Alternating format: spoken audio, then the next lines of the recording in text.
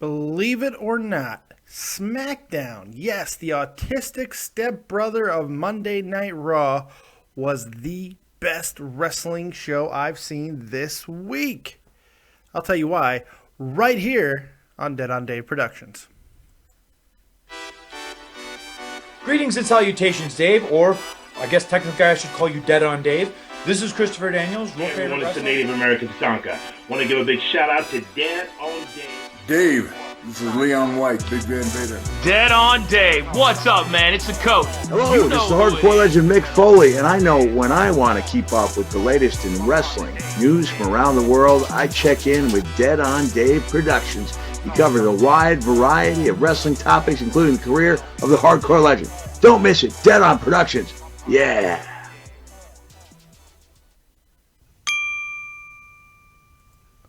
What's going on, everyone? It's your boy, Dead on Dave. Welcome back to the channel. Now, if I look tired and strung out, it's because I am, in fact, tired and strung out. I've had a rough night, but you know what?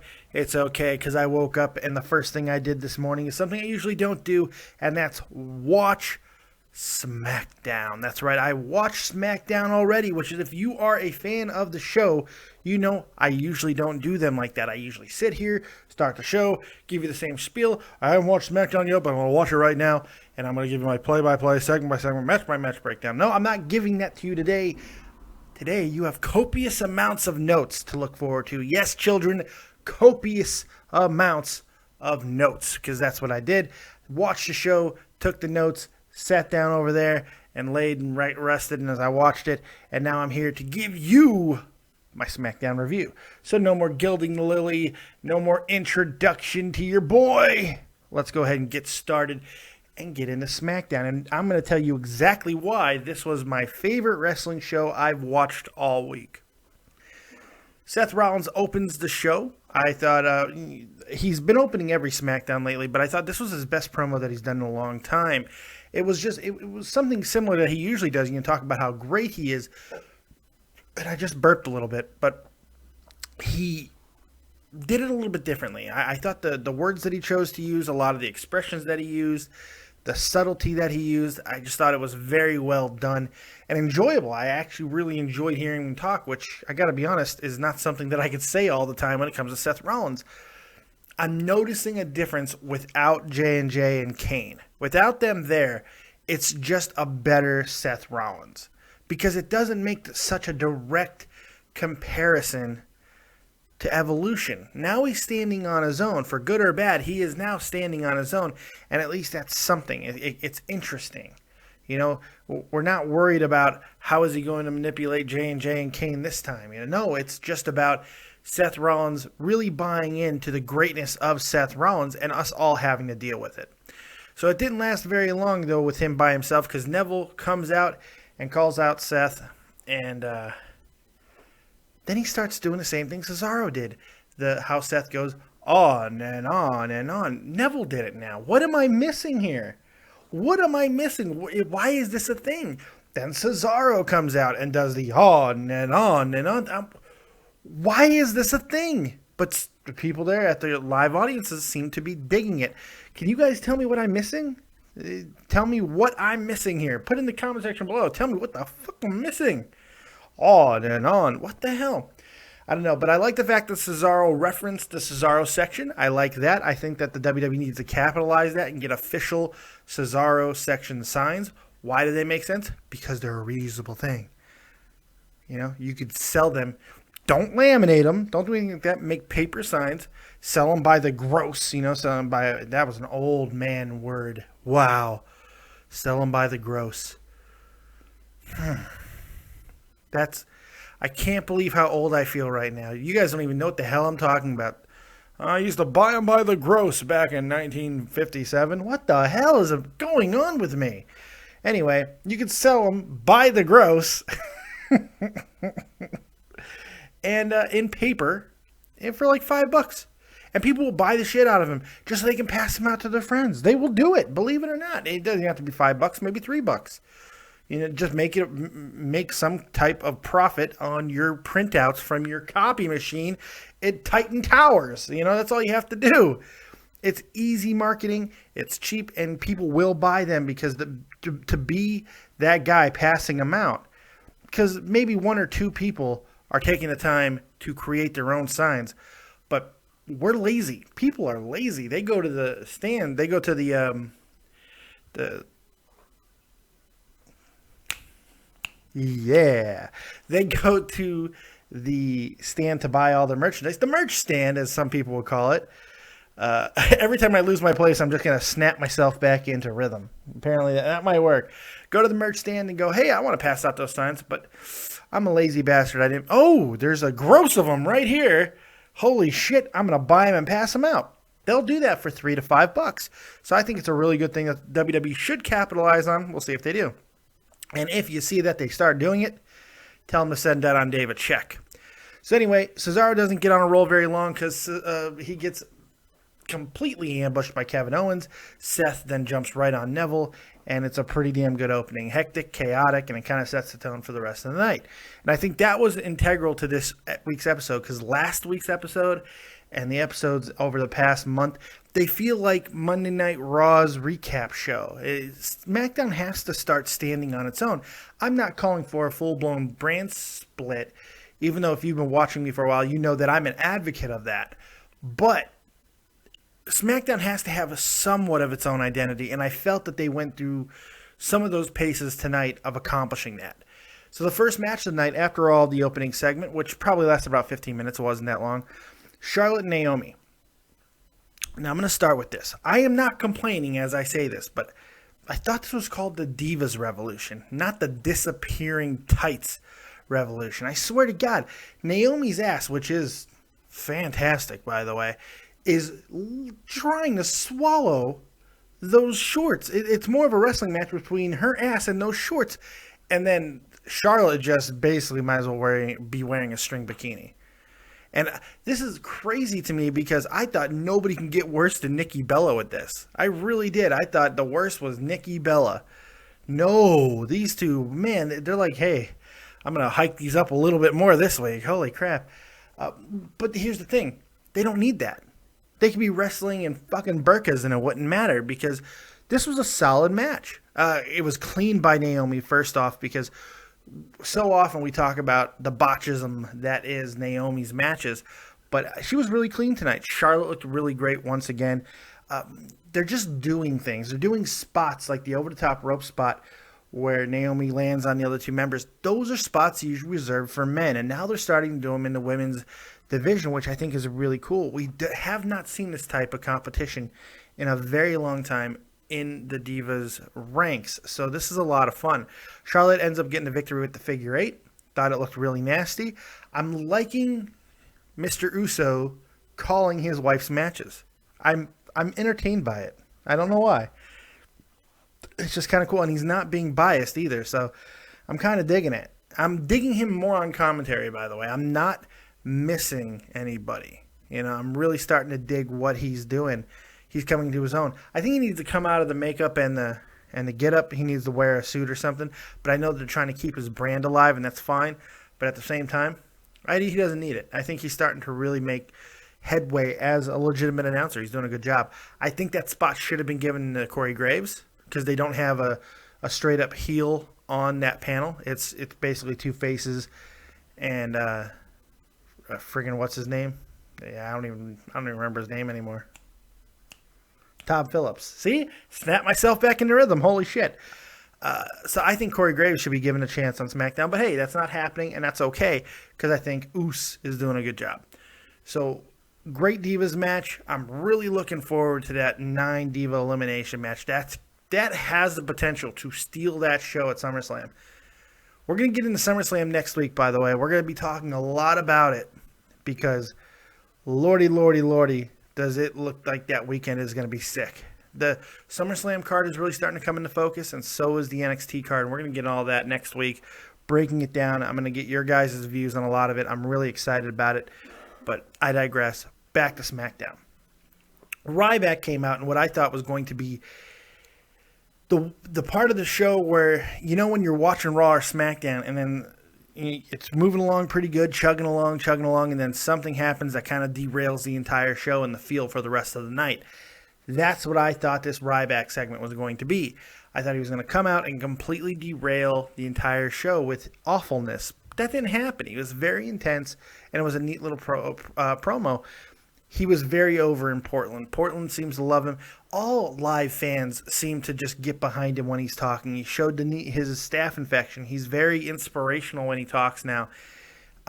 He did look like he got confused because towards the end of the promo, it's like he got disoriented because he started screaming the rest of his promo in the wrong direction. Usually when you're screaming into the camera, you're facing towards the camera. He wasn't. He was facing towards the announcer, screaming out that way. Maybe I missed something, but it was just the finish usually does not happen that way. But that was interesting. So Ryback is Ryback, and I love him. And I have to say that I didn't mind this promo that much. It was pretty decent. So next, we got the Wyatt family coming out, and Harper is talking more and more. And I got to say, I'm digging it. I'm digging what he's doing, what he's bringing to the table. They're showing his personality. I think, looking back now, I really do believe that they broke up the Wyatts far too early. They didn't develop Harper and Rowan enough outside of the context of them just being monsters, which, while can work, if you don't push them as monsters and you break them up far too early, which they did, it can lose effectiveness. So maybe it wasn't the fact that they broke them up too early, it's the way in which they broke them up. Now, Harper is being built in a different way. We're seeing more personality. We're seeing this blind devotion side of him. And I have to say, I'm really digging it. And I can't wait to see if they're going to do the same thing with Rowan when he inevitably gets healthy. So that'll be cool. Reigns and Harper was the match, and it was a really good match. And I know a lot of people are probably going to hate that. All right, first, I want everybody out there who's watching SmackDown right now to be completely honest with themselves and with your boy, Dead on Dave, and let me know, do you even watch this match? I mean, really. I know 99% of you guys probably skipped through it because I was tempted to do the same thing because I'm tired of Roman Reigns as well. I'm glad I didn't skip through it. Harper and Reigns have a good chemistry together because Reigns is so abrupt in his movements. He's got these little explosions throughout that I really do enjoy. And if you go back and you watch lately, they pound the hell out of Reigns. He takes a lot of punishment, and it kind of mirrors the Super Cena effect in a lot of ways, and that's why a lot of people get pissed off about it. But I thought it worked in this match because Harper is such a beast, and they were hitting each other with these just great moves. By the way, Bray Wyatt ends up getting into an altercation outside the ring with Dean Ambrose and absolutely shit whips him into the barrier, and it was awesome. The match was a tad formulaic because these four guys and what they're doing is formulaic. You have to remember, the Wyatts and the Shield we've been seeing for on and off for, almost 3 years now. So it's going to get old. 2/3 Wyatt and 2/3 Shield is nice, but they're going to have to do something special at SummerSlam. I think a stipulation is going to have to be added, whether it be a street fight, which I'm not a fan of in this situation. I think a cage would be a little more effective, but I don't see them adding anything to it because we've seen all the street fights between basically every combination of these guys, to be completely honest, so we really don't need to see that. Just something needs to happen in which they're really allowed to go in this match. I hope that it doesn't end in a disqualification, end in a count-out, because I think this match needs to be something really special. All four of these guys need it, and the more I'm thinking about it, the more I'm becoming convinced that there is a possibility that Dean Ambrose is going dark side, which I think might be the best way to go at this point. They're not turning Roman Reigns heel. Unfortunately, that's what I want to happen, but it's not happening. Dean Ambrose can turn heel without going to the Wyatt family and and that could be Reigns' next feud is Dean Ambrose. I don't know if they want to pull that trigger now. I do believe eventually it will happen. Dean Ambrose is a great, great heel.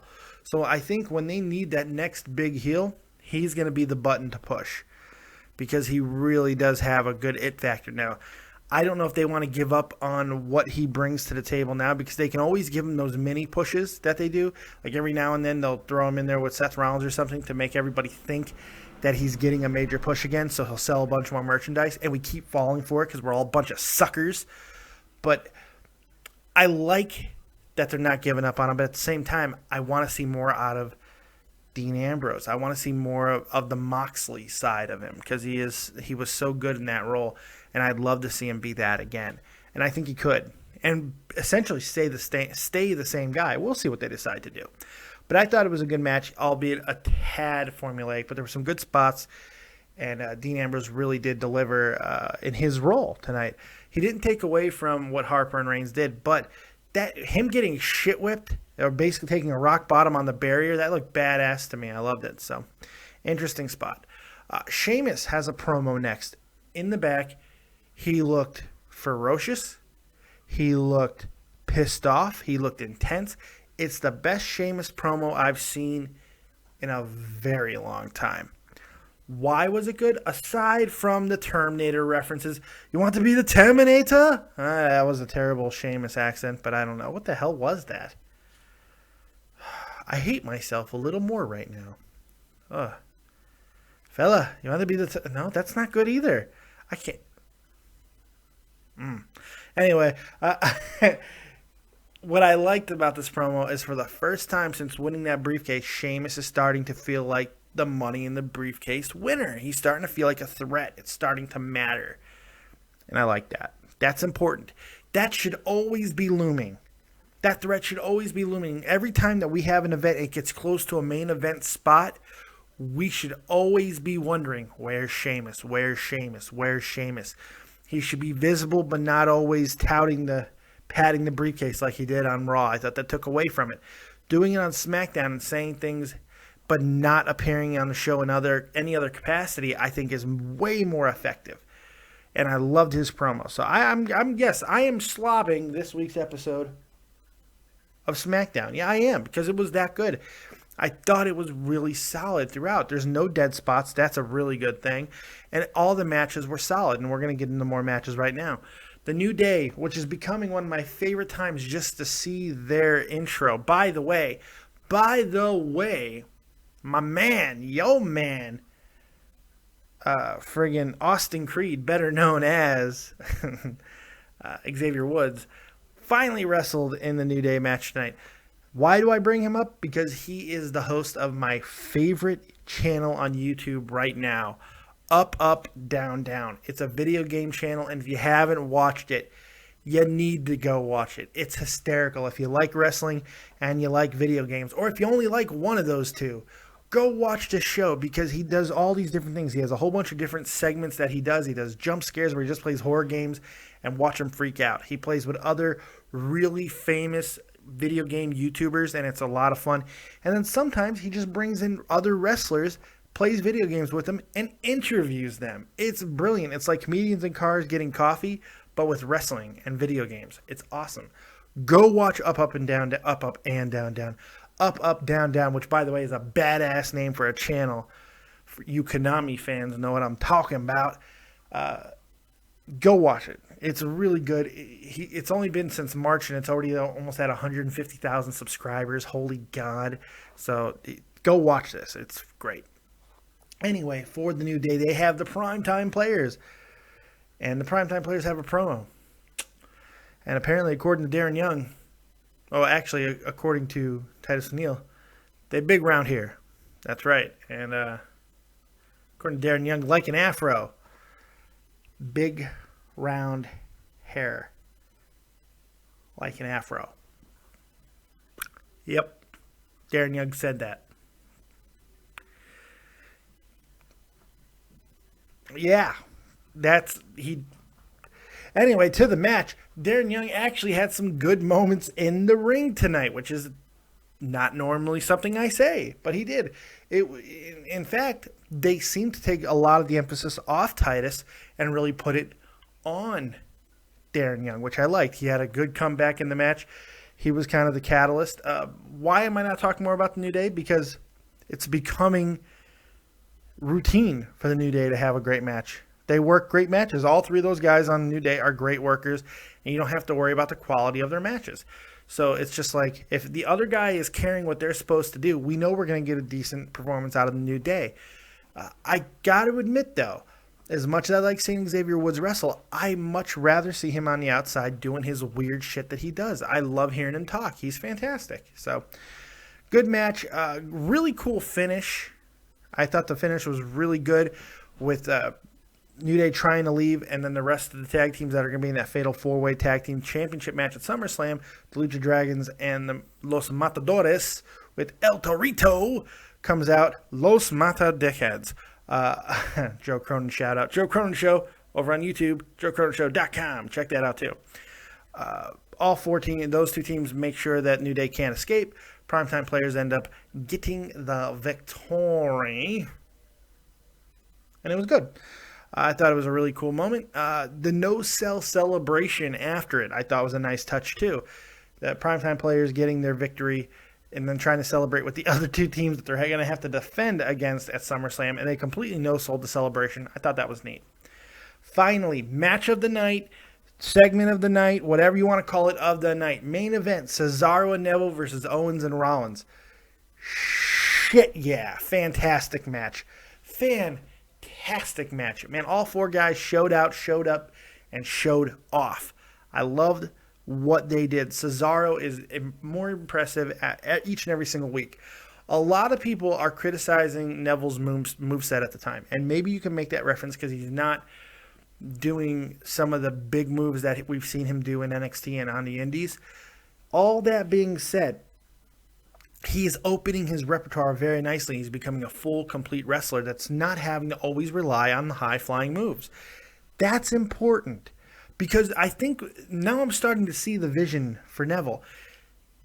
While they put a cape on him, they talk about the high-flying stuff, they're not pigeonholing him as just a high flyer like they did on NXT. They did not pigeonhole him as just a high flyer, and they're starting to do that on the main roster as well. He's starting to show so much more offense and that he could be a legitimate threat to people who are literally twice his size. And that's a cool thing. Owens is Owens. He's talking more during matches now than ever before, and it's hilarious. He's talking shit to everybody. He's doing his thing. Rollins was great. His work is starting to go back to where it was in his Shield days. We're always expecting good things out of him, and that's where it's getting with Rollins again. I think that's important. You can be the weak champion, the little bitch champion, but when you have as much skill as Seth Rollins, I think it's important to show it more often. Rollins gets a really cool roll-up victory, I have to admit. I thought that was neat.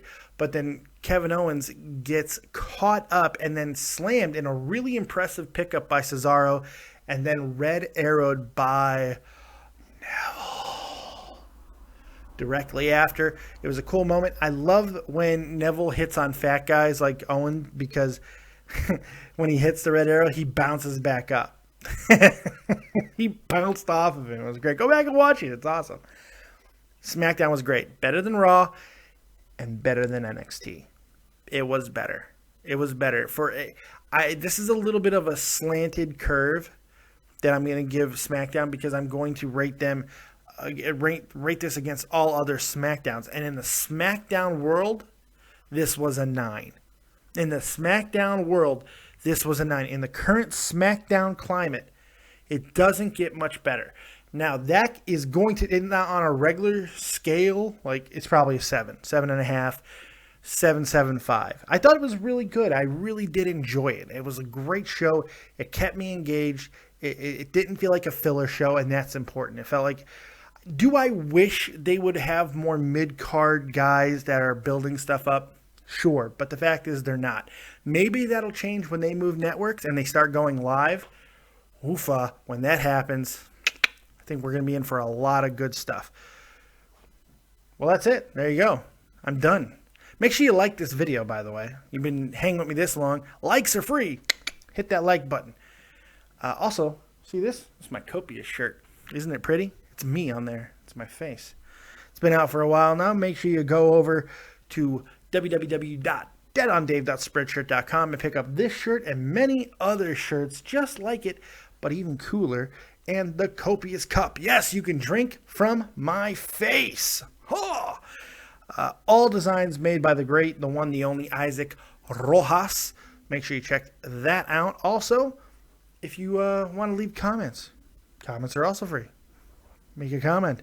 I'll respond most of the time. You can also hit me up on Twitter at DeadOnDaveV. And if you want to support the channel in a more direct way, go right into the description box of this video. Click the link to donate to your boy Dead on Dave. That's right, you can donate, support the growth of this channel, and make me happy. Say, here, fat man, here's a tip. Jingle, jingle, jingle. Other than that, I'm absolutely dying. I'm in a lot of pain. I'm hurting here, and I just want to get up out of here. I hope you guys enjoyed the show. It was a lot of fun. Good stuff here. By the way, fantasy football, Dead on Dave Productions, full up. Unbelievable support from you guys, man. Got so many people requesting wanting to be in. I had to turn people away. We have a reserve list just in case somebody doesn't show.